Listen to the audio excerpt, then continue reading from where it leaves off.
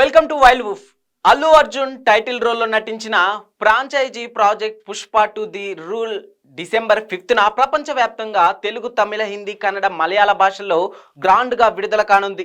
ఇక ఈ నేపథ్యంలో ఆంధ్రప్రదేశ్ ప్రభుత్వం టికెట్ ధరల పెంపుకు అనుమతిస్తూ జీవో చేసింది.